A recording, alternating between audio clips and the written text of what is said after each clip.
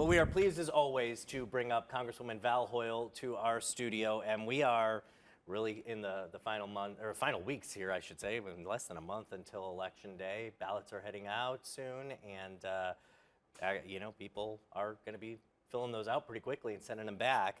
And so let's talk a little bit about the election as we kind of head right into November 5th. Let's just start with the economy. Even though inflation has come down and the labor market remains strong, a lot of working families are still struggling, and the costs of goods and services are still expensive for a lot of families in Oregon. What more needs to be done to help Oregonians afford necessities? Yeah, I think we need to look at the fact that, yes, inflation rates have come down and interest rates have come down, but people are still having trouble affording basic goods and services, whether it's childcare or homes or food. Prices have gone up. Now, the first thing is we have to invest in strengthening our supply chain and manufacturing more things here at home. That does cost more. I have been working very hard on the expansion of the Port of Coos Bay, which will reduce our supply chain congestion and allow us to get goods and services here more quickly and for less money. But fundamentally, over the past 40 years, we've had workers not have the same kind of leverage as business. We see now over 70% of Americans support the union movement, and with the labor movement, we need to push for wages to be raised. But there are lots of good paying jobs that are right here in this district that people can't get because A, they need a different type of training, which is why I support expansion of apprenticeship and certification programs to help the 50% of jobs that need more than a high school degree and less than a college degree. And we also need more housing. People can't afford or find housing, and that is going to be critical to our workforce. So I will continue over the next 2 years, hopefully, if I earn the support of the voters here, to invest in strategies that each local community comes up with, because what works in Brookings is different than what works in Eugene.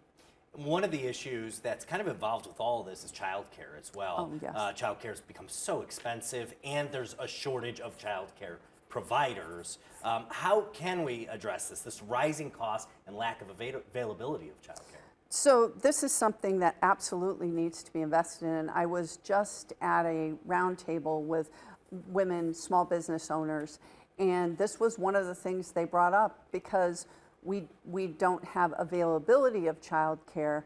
We don't have people wanting to become childcare providers because the pay is not there.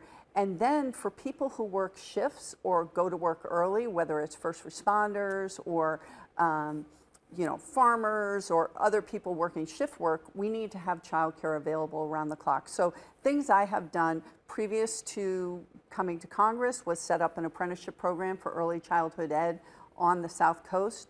And then previous to that, when I worked for the United Way of Lane County, we worked to train parents to become child care providers, to help upgrade their homes so that it was safe to have child care centers. And again, we have to make sure we're paying people enough to do the job, because there is no better thing that we can invest in than safe,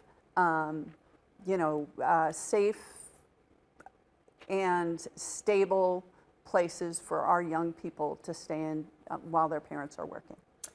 Whether you're right or left, border state or not, pretty much everyone acknowledges there needs to be changes with our immigration policy and border security. How do we strengthen our security, limit drugs moving into Oregon from our southern border, and address the immigrants that are currently in our country without documentation? So it is two-pronged, and thank you for bringing that up. We need to update our broken immigration system. We haven't done that in decades, and we haven't been able to do that because there are people who are making this issue toxic. I will point out that President Trump weighed in when we were just on the verge of passing a border security bill that would actually fund our border security Border Patrol agents. They are working with 10-year-old technology, and while the cartels are buying the latest and greatest. So we need to update the broken immigration system. We need to invest in the judges that adjudicate whether or not someone can come in for asylum or not. We need to invest in our Border Patrol and give them the tools they need, and then understand how drugs are coming over the border. The majority of fentanyl is coming over by people who can legally come across the border, whether they're American citizens or people that, you know, have the right to come over. So the critical thing is figuring out how to stop it, and there's nothing more important than we can do than investing in the technology that our Border Patrol agents can use. I'm hopeful. I have signed on to a House bill called the Dignity Act that would do both things: update our broken immigration system and our work permits, and address the dreamers who I believe should be able to stay here, and also fund our border, which is, again, critical. And I am hopeful that after this election, that Republicans and Democrats who want to see this change will be able to work together and not fall prey to someone who says, don't do what's right for America because my political opponent might get the benefit. And that's what Donald Trump did, and that is egregious in my opinion. You're pro-choice, and you obviously support laws that legalize access to abortion. What will you do if your colleagues in Washington push for a federal ban that could ultimately overrule Oregon state laws? Right, that is the plan. I know people have said, it's okay, Oregon laws are fine, we should have a state-by-state laws. That's ridiculous. There is no other medical procedure that you have to decide what state you're in. I mean, my daughter was pregnant and she had to decide which state she could go to, because if she had a miscarriage, there are states that would send her away, even if she needed medical care.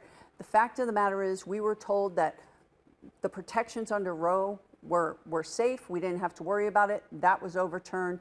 And now we have the same people that pushed for so many decades to overturn Roe coming after legal abortion, after mifepristone, which is, you know, one of the safest methods for early abortion. And so I will not only oppose a national ban, I will support reinstituting across the country, because women are dying in Texas, in Georgia, in Idaho. We have people coming over, women coming over who again need basic medical care. We need to reinstitute the national protections that we had under Roe, and I will fight incredibly hard to do that. What do you say to critics who say Democrats should have already done that? We have a Democratic president. We had a Senate that at least had the tying vote in favor of the Democrats. And there have been some Republicans who have said that they would support codifying Roe v. Wade. Right. We had a speaker who, in his conservative roadmap, you know, for Republicans, has listed defunding any kind of abortion and banning abortion nationwide. So that speaker isn't going to bring that to the floor of the House. Again, Mike Johnson is not interested in abortion being legal for any reason whatsoever. And then in the Senate, because of the filibuster, you have to have 60 senators agree that that should be brought to the floor. And we don't have 60 senators that believe that a medical decision should be between a woman and her medical provider. But that's what we need to get to, and abortion is on the ballot, not just here, but throughout the country. So Montana and Florida, conservative states, and yet the abortion ballot measures, which are rescinding the egregious limits that were passed by their legislature, those are looking like they're going to pass, because people believe, and people in the 4th District believe, that that decision should be made between a woman and her medical provider, period, end of story. And not just in our state, because that's kind of ridiculous. I know my opponent has said she believes that Oregon's fine and it should be done by the states. Well, my opponent also signed a pledge to the Constitution Party of Oregon in order to get their endorsement that has the most extreme abortion limits. No abortion for any reason whatsoever. So she may say, I'm pro-choice, I believe that Oregon's laws are fine, but either she lied to them when she signed her name with that pledge, or she's lying to us now. Either way, I'm the only one that can be trusted to actually protect women's access to basic reproductive medical care. You mentioned housing before. There's a housing shortage. It costs too much. Certainly in Oregon, the homelessness crisis is connected to this and it persists. What is your best approach to solve these issues? So first of all, understanding that the federal government is not the solution to everything, and that solutions need to come from the local communities. Our biggest issue in Oregon, and really across the country, but it's so severe in Oregon, is that we don't have enough housing. Talked with you about this many other times. We don't have enough housing for low-income housing, but middle-income housing. We don't even have enough high-income housing, with the majority of this district having 0.5% vacancy or less. So we don't have a place to house workforce. We don't have, affordable housing for young people to buy. So what I've done is co-sponsored, working with Senator Wyden on the DASH Act, that first of all gives tax credits to people who are building that middle-income housing as well as low-income housing. I brought $4 million to North Bend to invest in workforce housing specifically, so the people who work in North Bend can live in North Bend affordably. And we're working with each community to say, what can we do from the federal level, whether it's expanding Section 8 vouchers for low-income people, but again, doing everything we can, working with the state and local municipalities to build more housing. Oregon also has a drug problem right now. Too many fentanyl overdoses, too much fentanyl in the state in general. You sort of address this in part with what needs to be addressed at the border, but is there more that could be done to address the drug problem at the federal level? Right. I think the first thing we can do is actually give the Border Patrol the tools that they need to stop fentanyl from coming over the border, which again, is generally brought over by people who legally have the right to cross the border. So give them the tools. I think that people who are trafficking in fentanyl should have sentences that are very, very long, and those people should be punished to the fullest extent of the law. And then we also need to invest in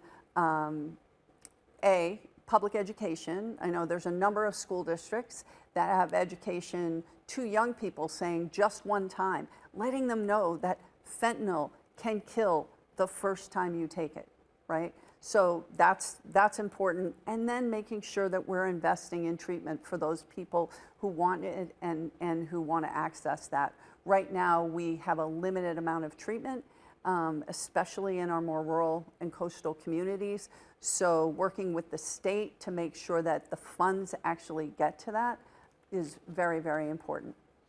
In foreign policy, the crisis in the Middle East keeps growing. More than a year of intense fighting in Gaza, Israel, and now Lebanon. Ukraine still in a war with Russia, more than 2.5 years since Russia invaded. What role do you think the United States should continue to take at this point in these global conflicts? So we are a world leader, and I was very proud to vote for funding for Ukraine, allowing Russia to just go in and take Ukrainians' land. With our position in NATO, with our, supporting our European allies, I think that was really important, and I still support that. In the Middle East, it's very complicated, and anyone that thinks there's a simple solution clearly does not understand the problem. We all want the suffering to end, because the people who are suffering the most are innocent civilians who really have no sway over the people that are in charge that are continuing this war.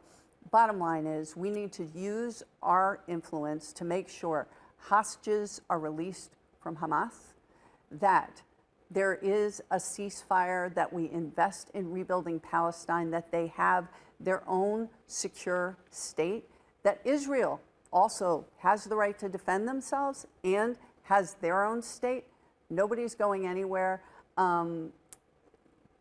Today, Joe Biden let Israel know that they will use whatever they can influence-wise in terms of giving any kind of aid.